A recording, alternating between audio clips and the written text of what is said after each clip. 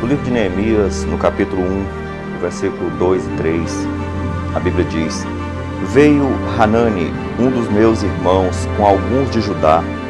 Então lhes perguntei pelos judeus que escaparam e que não foram levados para o exílio, e acerca de Jerusalém. Disseram-me: os restantes que não foram levados para o exílio e se acham lá na província estão em grande miséria e desprezo. Os muros de Jerusalém estão derribados e as suas portas queimadas. Neemias estava na Babilônia, agora sob o domínio persa, e ele procura alguns dos judeus que vieram de Jerusalém. Como estava Jerusalém? Como estavam os judeus que ali ficaram? E a resposta foi essa: Jerusalém, a santa cidade, estava em ruína. Fisicamente, o templo arruinado, os muros destruídos, os portais queimados e a cidade numa grande miséria. Espiritualmente, também arruinada. Havia ali casamento com infiéis, o templo contaminado, o sumo sacerdote corrompido. As pessoas mais ricas escravizavam os seus irmãos mais pobres. Nos dias atuais, algo semelhante está acontecendo.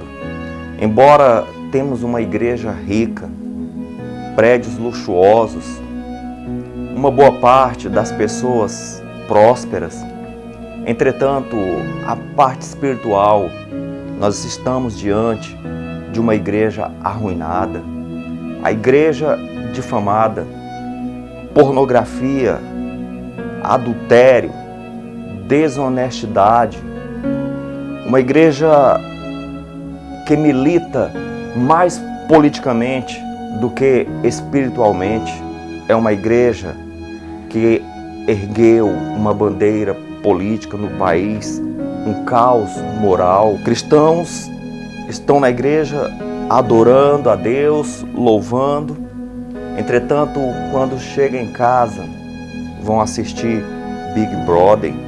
Eu imagino o apóstolo Paulo vivendo nos dias atuais.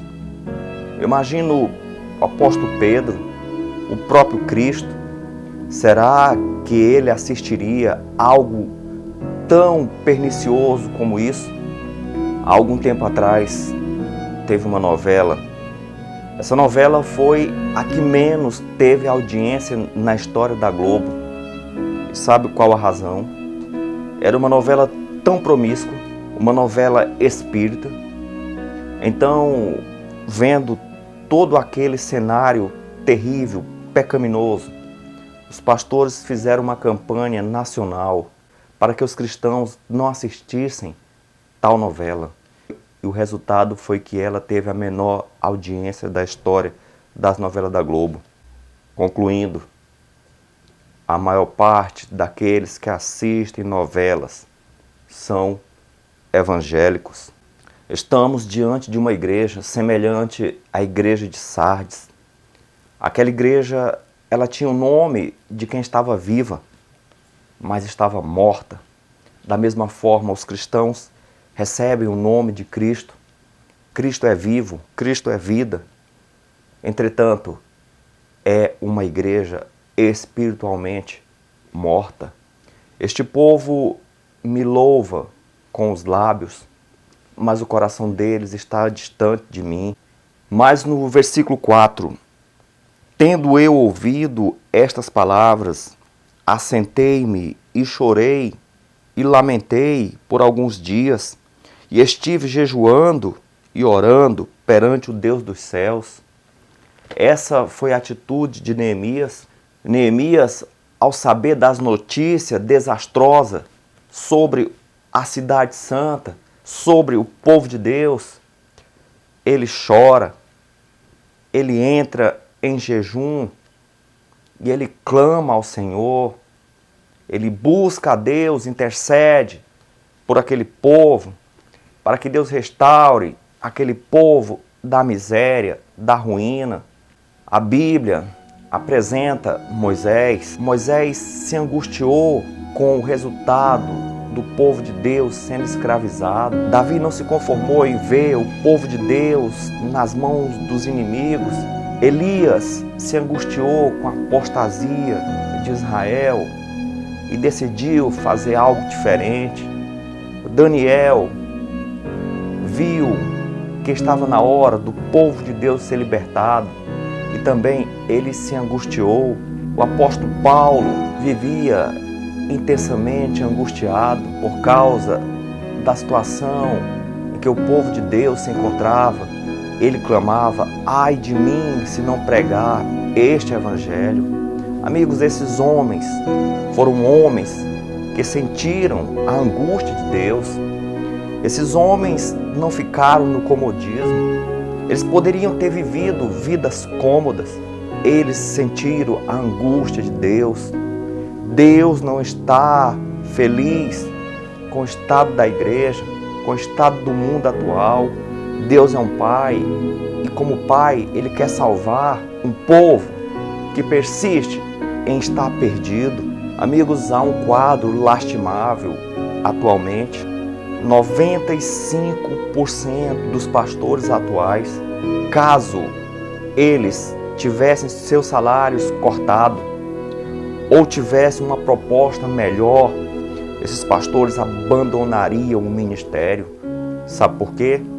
Porque a maioria dos pastores não estão preocupados em salvar.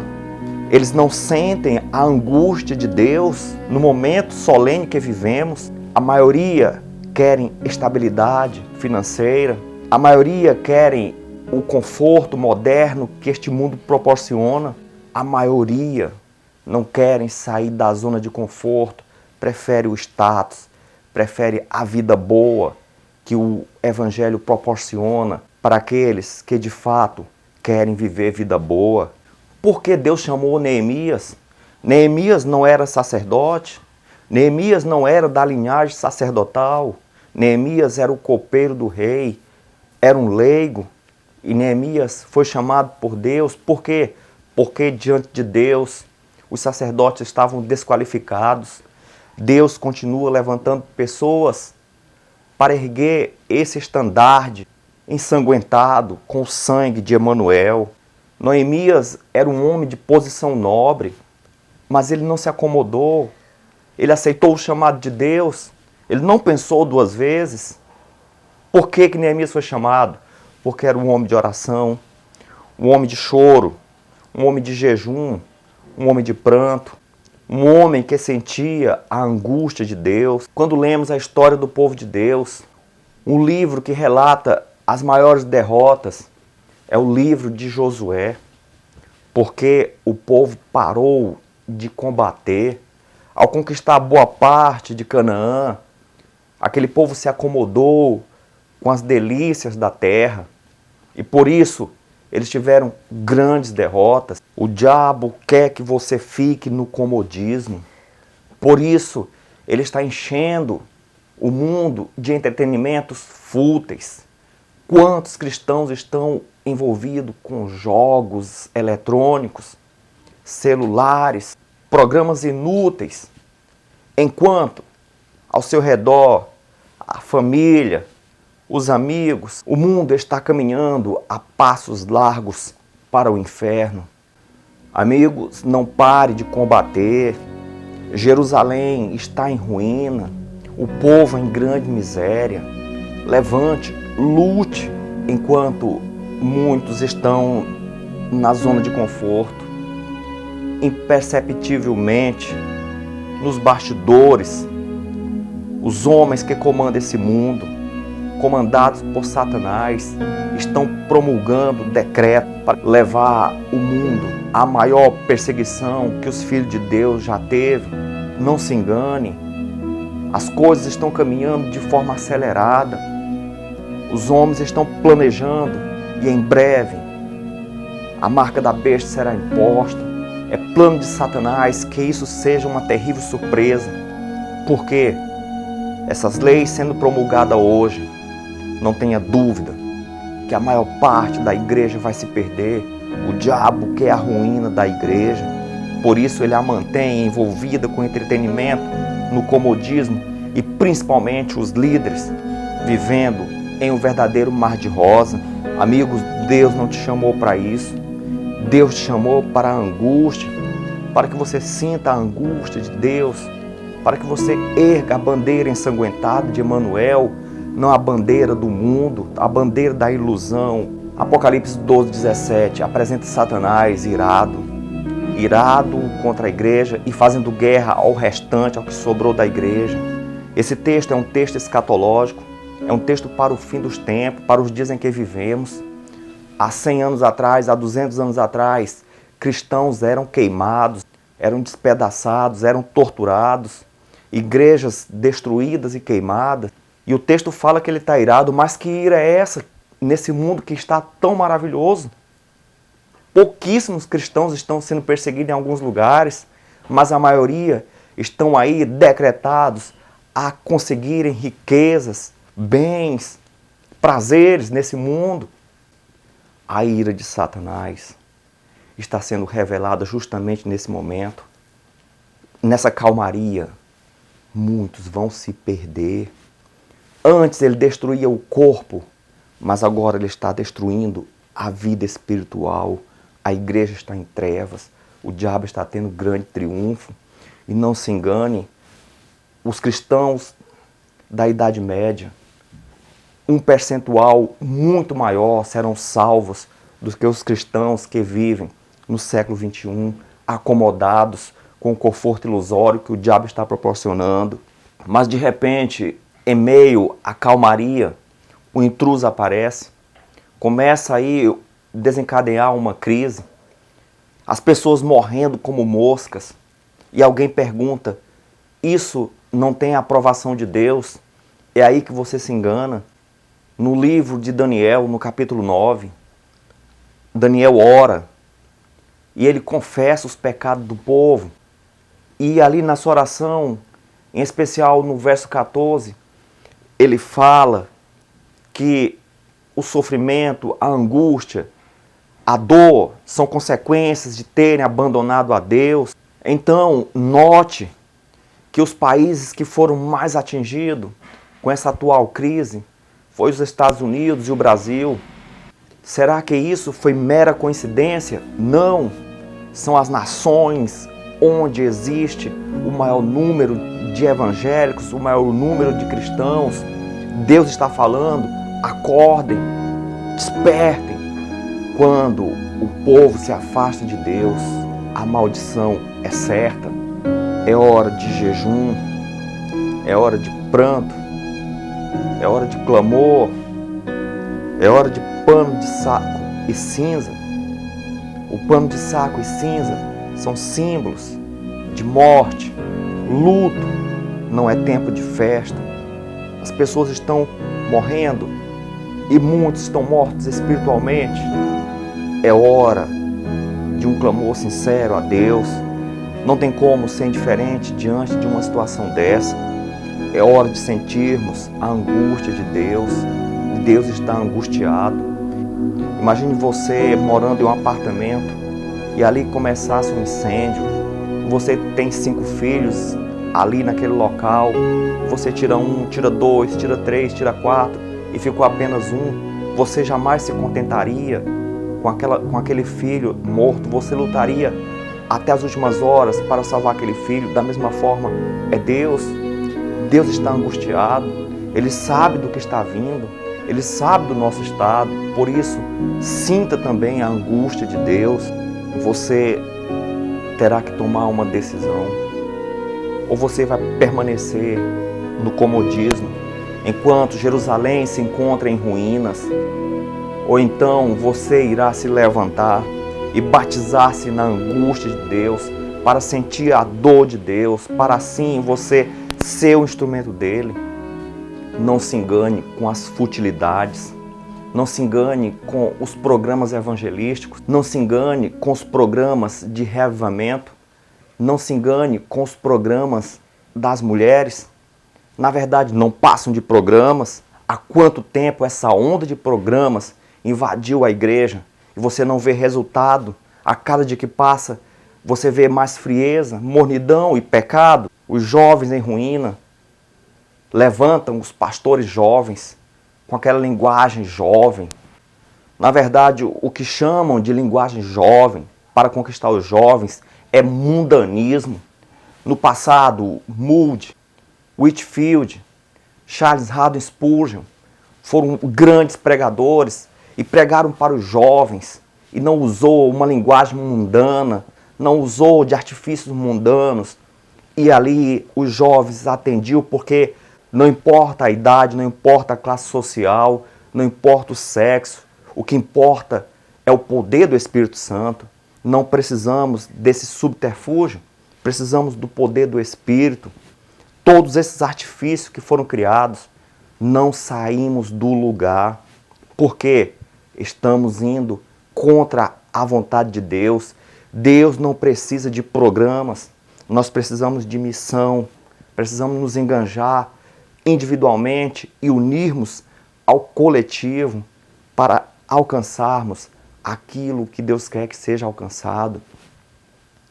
Chega de entretenimento. Esses programas não passam de entretenimento. Nós precisamos de um despertamento verdadeiro. E é para isso que Deus está nos chamando. Desperta, desperta. Amigos, mas a verdade é triste e tem que ser dita. A igreja, ela acostumou com o entretenimento e ela odeia a repreensão e não se enganja na missão, prefere o entretenimento. Os pastores que a repreendem são odiados. Deus levantou a igreja para impactar o mundo. Infelizmente, a igreja foi impactada pelo mundo. É um conforto anestésico que leva à sonolência, que leva ao comodismo. Neemias atendeu ao chamado de Deus, reconstruiu Jerusalém, levou o povo a uma reforma espiritual. Ele mudou a história de uma geração, a história de um povo. Precisamos ser batizados na angústia de Deus. Nos levantaremos, homens e mulheres e jovens, de jejum, de choro, de pranto e luto. Homens que amam as almas, amam as pessoas por quem Cristo morreu. Homens que sintam a angústia de Deus. Você deseja tomar essa decisão para que Deus te transforme num instrumento, para que mude o mundo, para que combata as potestades e os principados? Ore comigo agora. Ó Senhor, enquanto estamos aqui sem entender bem o que está acontecendo, as forças do mal se reúnem com os homens e planejam, meu Deus, a destruição do teu povo. Ó Senhor, Satanás tem trabalhado para que nenhum se salve, mas, ó Deus, Tu levantou homens no passado e Tu continua levantando pessoas que sentem, meu Deus, a Tua angústia. E nesse momento nos colocamos aqui também para que nosso coração seja tocado pelo Espírito Santo, para que sintamos a Tua angústia e assim sejamos erguidos para mudarmos esse mundo. Em o nome de Jesus. Amém.